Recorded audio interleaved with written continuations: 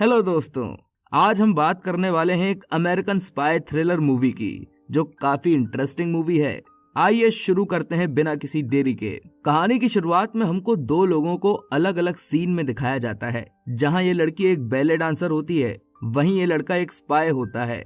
लड़के और लड़की की रोजमर्रा की जिंदगी को एक दूसरे से कॉन्ट्रडिक्ट करते हुए दिखाया जाता है। लड़की का डांस परफॉर्मेंस होता है जहां उसके डांस पार्टनर की गलती से उसका पैर टूट जाता है। यहाँ ये स्पाई लड़का अपने ही एजेंट की जिंदगी बचाने के लिए खुद की जान को जोखिम में डाल देता है, जिससे रूस की पुलिस को स्पाई लड़के पर शक हो जाता है और उसको रूसी पुलिस पकड़ लेती है। तो दोस्तों, कहानी कुछ इस तरह है। हमारी मेन कैरेक्टर का नाम डोमिनिका होता है, जो रूस की सिटीजन होती है और बोल्शोई कंपनी में as a lead ballet dancer अपना डांस पेश करती है। डोमिनिका बोल्शोई कंपनी की चहीती होती है, इसलिए अपने डांस के लिए कंपनी की तरफ से उसको घर का खर्चा, बीमार माँ के एक्सपेंसिव बिल्स और रहने के लिए फ्लैट सब कंपनी द्वारा दिया गया है। डोमिनिका एक बहुत अच्छी डांसर होती है और लोगों के बीच काफी फेमस भी। पर एक दिन उसका लीड बैले पार्टनर परफॉर्मेंस के टाइम गलती से उसके पैर पर कूद जाता है और उसका पैर बुरे तरीके से टूट जाता है। सर्जरी से उसका पैर ठीक तो हो जाता है, लेकिन डोमिनिका अब कभी बैले डांस करने लायक नहीं रहती और ऑब्वियसली अगर वो डांस नहीं करेगी तो कंपनी उसको कुछ भी प्रोवाइड नहीं करेगी। घर में डोमिनिका से मिलने उसके अंकल इवान आते हैं। इवान रशियन इंटेलिजेंस में एक वीआईपी ऑफिसर हैं। वो डोमिनिका को उनके लिए काम करने को कहते हैं, बट डोमिनिका राजी नहीं होती है। इवान उसको शांति से सोचने के लिए कहता है और एक एनवेलप देकर चला जाता है। एनवेलप में कुछ फोटोज और साउंड रिकॉर्डिंग होती है। साउंड रिकॉर्डिंग को सुनकर मालूम होता है कि उसके बैले पार्टनर और उसकी न्यू गर्लफ्रेंड सोनिया के साथ प्री प्लान करके डोमिनिका को कंपनी से बाहर निकालने के लिए उन लोगों ने उसका सोचा समझा एक्सीडेंट करवाया। और उन फोटोज को देखकर लगता है कि वो दोनों ऑलरेडी रिलेशनशिप में हैं। डोमिनिका एक गुस्सैल स्वभाव की लड़की होती है और उसका करियर खराब करने के लिए वो उसी डांस कंपनी में जाती है जहां उसको दोनों एक दूसरे के साथ इंटीमेट होते हुए दिखते हैं, जिसे देखकर वो सोनिया और उसके पार्टनर को बेरहमी से मार देती है। लेकिन ये गुस्सा ज्यादा देर तक नहीं टिका। वो समझ चुकी थी कि वो वैसे ही बुरी स्थिति में है, तो वो मदद के लिए अपने अंकल इवान के पास जाती है। इवान उसको दो ऑप्शन देता है, या तो वो उसके लिए काम करे क्योंकि वो वैसे भी फंस चुकी है, या वो अपना घर बार उजड़ते हुए देखे। डोमिनिका उनके काम को एक्सेप्ट कर लेती है।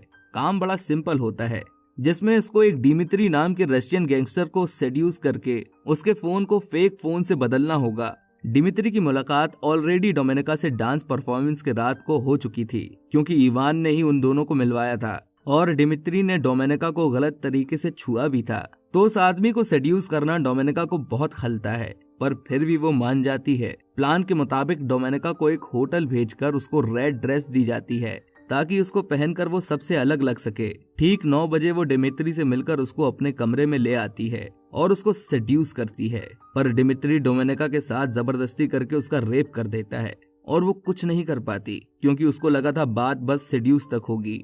डिमित्री डोमिनिका के साथ इंटीमेट हो रहा होता है, तभी एक आदमी पीछे से आकर डिमित्री का गला काट देता है और डोमिनिका और डिमित्री के फोन को लेकर चले जाता है। डोमिनिका को एक कैंप में लेकर जाते हैं जहां इवान उसके पास आता है। डोमिनिका बहुत डरी हुई और गुस्से में होती है क्योंकि एक आदमी ने उसका जबरदस्ती रेप किया। ये सब मालूम होने के बावजूद भी कि ऐसा होगा, इवान ने अपनी भतीजे को ऐसे खतरनाक मिशन पर भेजा। लेकिन इवान शर्मिंदा नहीं होता है, बल्कि डोमिनिका को ही फोर्सफुली धमकी देकर एक रशियन इंटेलिजेंस में एज अ स्पाई ज्वाइन होने को कहता है, नहीं तो उसको एक गैंगस्टर का खून करने के लिए मार दिया जाएगा। अब डोमिनिका पूरी तरह फंस चुकी होती है। डोमिनिका को एक स्पेशल ट्रेनिंग के लिए स्पाई स्कूल में भेजा जाता है, जहां ट्रेन हुई स्पाई को स्पैरो कहा जाता है, जहां उसको अलग अलग किस्म की ट्रेनिंग्स दी जाती हैं। यहाँ की मेन ट्रेनिंग है कैसे टारगेट को सेक्सुअली मैनिपुलेट करके उससे इंफॉर्मेशन निकलवाई जाए। इस ट्रेनिंग को अडॉप्ट करने के लिए डोमिनिका को काफी दिक्कतों का सामना करना पड़ा। उसकी मोरालिटी को साइड रखकर उसको अपने कपड़े सबके सामने उतारने और लोगों के साथ इंटीमेट होने के लिए भी फोर्स किया गया। साथ ही वहीं का एक स्टूडेंट बाथरूम में उसका रेप करने की भी कोशिश करता है, पर डोमिनिका उसको खूब मारती है, लेकिन वो अपनी बॉडी पर कंट्रोल पा ही लेती है। डोमिनिका के प्रोग्रेस को देखकर उससे मिलने जनरल व्लादिमीर आते हैं। जनरल इवान के साथ ही काम करते हैं और डोमिनिका का प्रोग्रेस देखकर उसको रेड स्पैरो का टैग मिल जाता है। डोमिनिका को एक मिशन में भेजा जाता है जिसका टारगेट इस बार नैश नेट होता है।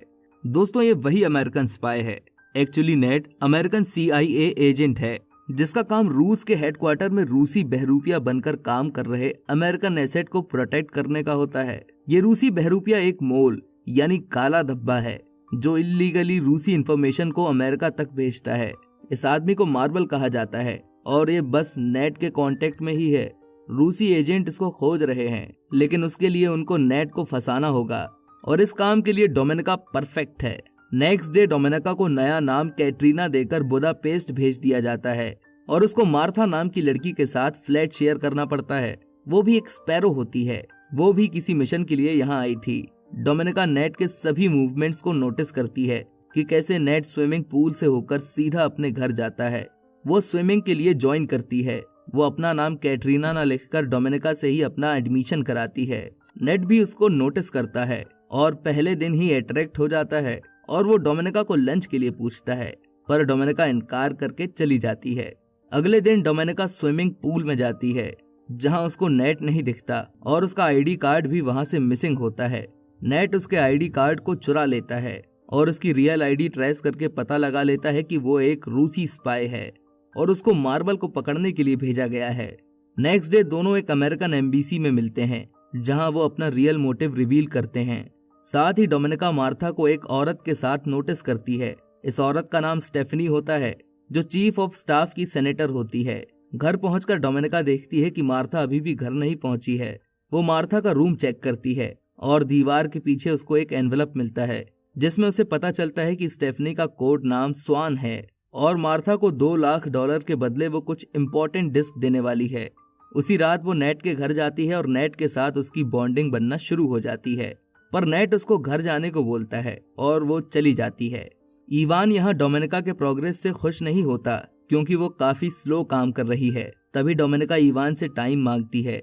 वो कहती है कि वो और मार्था मिलकर स्वान से इंफॉर्मेशन निकालने की कोशिश कर रही हैं जिसके लिए कुछ लाख डॉलर्स की जरूरत है जो इवान ही उसको पे कर सकता है। इसलिए नेट को फंसाने में उसको टाइम लग रहा है। डोमिनिका चालाकी से इवान के कोड से कुछ इन्फॉर्मेशन ले लेती है पर मार्था को डोमिनिका का ये बर्ताव अच्छा नहीं लगता क्योंकि उसने स्वान को फंसाने में काफी मेहनत की थी। पर डोमिनिका उसको कॉम्प्रोमाइज करने को बोलती है कि वो उसका प्लान खराब नहीं करेगी। अगले दिन डोमिनिका वियना के बैंक में जाकर एक अकाउंट खुलवाती है जिसमें वो $2 लाख डाल देती है। इवान के अस्सासिन द्वारा मार्था का बड़ी बेरहमी से खून कर दिया जाता है क्योंकि मार्था ने डोमिनिका को मरवाने के लिए सारा प्लान उसके बॉस को बता दिया था और वार्निंग के तौर पर मार्था को मार दिया जाता है। डोमिनिका को धमकी दी जाती है, अमेरिकन को कुछ भी बताना मतलब उसके लिए मौत को गले लगाना जैसा होगा। इधर मार्बल नेट को इन्फॉर्म करता है कि डोमिनिका एक रेड स्पैरो है और वो डेंजरस है, लेकिन फिर भी नेट डोमिनिका को अमेरिकन इंटेलिजेंस के लिए जासूसी करने के लिए मना लेता है। अब डोमिनिका डबल एजेंट की तरह काम करने लगती है। वो इसके लिए अमेरिकन एजेंसी से पैसे भी लेती है।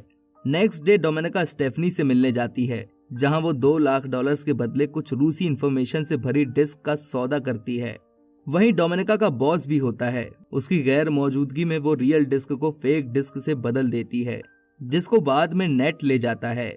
स्टेफनी का यहाँ एक्सीडेंट हो जाता है और रशियन इंटेलिजेंस को डोमिनिका पर शक हो जाता है कि वो अमेरिकन के लिए काम कर रही है, इसलिए उसको पकड़कर दोबारा कैंप ले जाया जाता है। कैंप में उस पर टॉर्चर किए जाते हैं, उसके ऊपर ठंडा पानी डाला जाता है, उसको खूब पीटा जाता है, लेकिन फिर भी वो सच नहीं बोलती। आखिर में डोमिनिका अपने अंकल इवान को इस प्लान को कंटिन्यू करने को बोलती है क्योंकि स्टेफनी की मौत के बाद रूसी इंटेलिजेंस गुस्सा हो गई थी और इसमें उसको डोमिनिका का हाथ लग रहा था। पर डोमिनिका इवान को समझाती है कि उसने जो भी एक्शन लिए सब नेट का ट्रस्ट जीतने के लिए लिए। स्टेफनी के मौत से उसका कोई लेना देना नहीं है। वो फेक डिस्क डोमिनिका इवान को दे देती है जो इवान आगे प्रेसिडेंट को भेजने वाला है। खैर डोमिनिका को बुदापेस्ट भेज दिया जाता है जहां वो दोबारा नेट से मिलती है और रूम में उसके साथ इंटीमेट होने लगती है। पर इवान और जेनेल को डोमिनिका के लॉयल्टी पर शक था, इसलिए इवान दोबारा अपने अस्सासिन को भेजता है और नेट को पकड़कर टॉर्चर करता है। वो नेट की चमड़ी को उखाड़ता है, उसका गला दबाता है, पर नेट उसका आंसर नहीं देता। ये सब डोमिनिका खड़े होकर देखती रहती है और औजारों से खुद नेट पर अस्सासिन का ट्रस्ट जीतने के लिए टॉर्चर करती है। जैसे ही अस्सासिन का ध्यान हट जाता है, डोमिनिका उस पर चाकू से हमला कर देती है और आखिर में उसका गला काटकर मार देती है। डोमिनिका अमेरिकन एम्बेसी को कॉल करती है और दोनों हॉस्पिटलाइज हो जाते हैं क्योंकि लड़ते टाइम दोनों को काफी गहरे जख्म लगे थे। उसी हॉस्पिटल में डोमिनिका से मिलने जेनेल आते हैं। डोमिनिका उसको देखकर एक्सक्यूज होती है, पर जेनेल की बातें सुनकर वो शॉक हो जाती है। जेनेल उसको बताते हैं कि वो रूस का बड़ा देशभक्त था। वो रूस के लिए धोखाधड़ी, खून, चोरी, झूठ कुछ भी कर सकता था। पर इसी देश ने जब उसकी बीवी हॉस्पिटलाइज हुई, एक अमेरिकन डॉक्टर से उसका इलाज नहीं करने दिया, जिसके चलते वो मारी गई। और तभी से उसने बदला लेने का सोच लिया। डोमिनिका जिसको खोज रही है वो वही है, वो वही मार्वल है जो रूस की सारी खबर अमेरिकन को देता है। उसके दिल में रूस के लिए कोई जगह नहीं है।